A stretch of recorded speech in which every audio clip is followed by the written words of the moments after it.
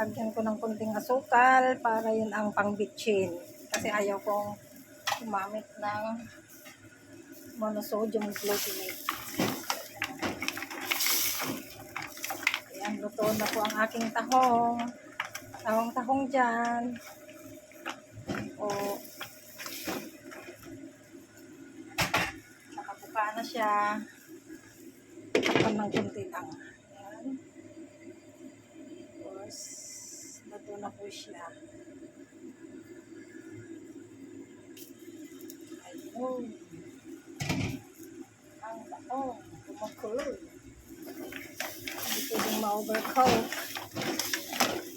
Ayan po. Kain na po. Yan na po yung finished product ng tahong. Ayan. Pinatay ko na po yung apoy.